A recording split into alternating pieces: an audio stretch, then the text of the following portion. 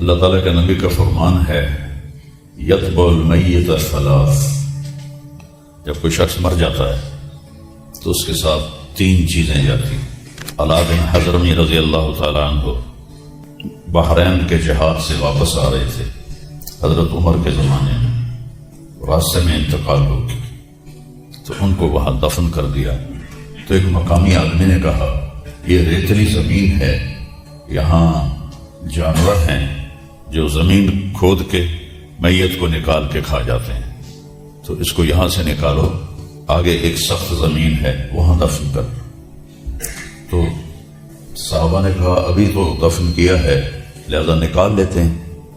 تو قبر کشائی کی گئی اور حضرت انس رضی اللہ تعالیٰ عنہ فرماتے ہیں میں قبر میں اترا تو جب میں نے ایسے دیکھا تو وَإِذَا الْقَبْرُ مَدَّ الْبَصَرِ نُورٌ يَتَلَأْلَأُ، اللہ، میں نے دیکھا جہاں تک میری نظر جا رہی تھی قبر کھل چکی تھی اور نور سے جگمگا رہی تھی، یتلألأ۔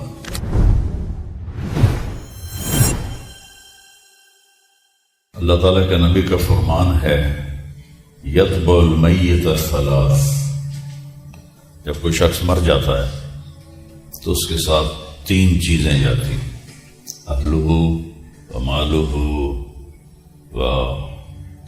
اولادہ۔ عربوں میں یہ رواج تھا جب کوئی سردار مرتا تھا تو اس کی میت کے ساتھ رشتہ دار بھی اور اس کا جو گھوڑے، اونٹ، خچر، گدھے، اس کا مال وہ سارا ساتھ جاتا تھا اور رشتہ دار بھی، اور تیسرا فرمایا عمل بھی۔ تو یرجع اثنان ویبقى واحد، دو تو واپس چلے جاتے ہیں جو اس کا ساز و سامان ہوتا ہے۔ یہ قدیم زمانے میں یہ رسم تھی، وہ بھی واپس چلا جاتا ہے، رشتہ دار بھی چلے جاتے ہیں، عمل باقی رہ جاتا ہے۔ تو اگر وہ اچھا ہے تو وہ کامیاب ہے، اور برا ہے تو قبر سے خوفناک منظر کوئی نہیں ہے۔ میرے نبی نے فرمایا کہ میں نے قبر سے خوفناک منظر کوئی نہیں دیکھا، میرا جی چاہتا ہے میں تمہیں عذاب قبر دکھا دوں، لیکن پھر تم اپنے میتوں کو دفن کرنا چھوڑ دو گے۔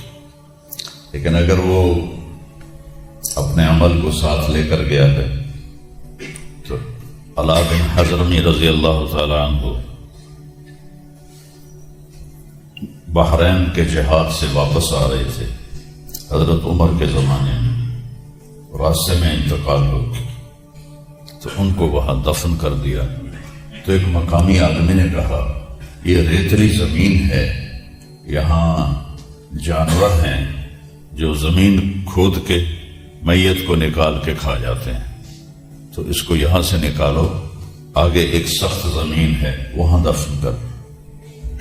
تو صحابہ نے کہا ابھی تو دفن کیا ہے لہذا نکال لیتے ہیں۔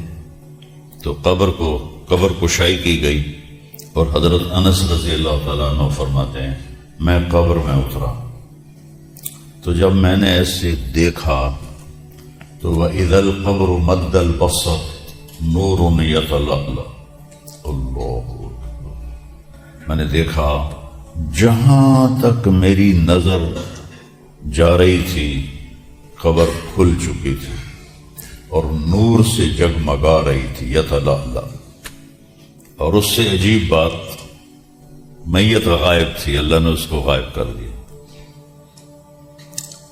ایسے ہی ایک واقعہ حضرت خبیب رضی اللہ عنہ کے ساتھ پیش آیا جب ان کو اہل مکہ نے شہید کیا تو 40 دن ان کی لاش لٹکی رہی اور اس کا ایک ذرہ بھی جسم کا خراب نہیں ہوا، تر و تازہ۔ تو آپ نے حضرت علی اور حضرت مقداد کو بھیجا کہ جاؤ اس کی میت کو لے کے آؤ۔ تو جب انہوں نے اتار لی تو قریش کو پتہ چل گیا، وہ پیچھے بھاگے، یہ آگے بھاگے۔ جب دیکھا کہ وہ سر پہ آ گئے ہیں تو انہوں نے میت کو زمین پہ رکھا اور تلواریں نکال لی. تو جب وہ قریش حملے کے لیے آئے تو ایسے زمین پھٹی اور میت اس میں غائب ہو گئی. تو قریش کہنے لگے ہماری تو لڑائی اس کی وجہ سے تھی، تم سے تو ہمارا کوئی مقصد نہیں تھا، وہ تو غائب ہو گئی، واپس چلے گئے. تو جب عمل اچھا ہوتا ہے تو آگے ایک پورا نظام ہے. دیکھو نا، اللہ نے اپنے نبی کو بیڈ روم میں نہیں سلایا، موت کے بعد قبر میں ڈالا. تو اگر اللہ راضی ہے تو قبر مزے کی چیز ہے، کوئی خوفناک چیز نہیں ہے. اور وہاں مجھے 4-5 سال پہلے روضہ مبارک کے انجینئر ملے، انہوں نے آ کے مجھے وہ سارا نقشہ دکھایا کہ جہاں ہم کھڑے ہو کے سلام پیش کرتے ہیں اب آپ کی قبر مبارک اس سے 30 فٹ نیچے ہے.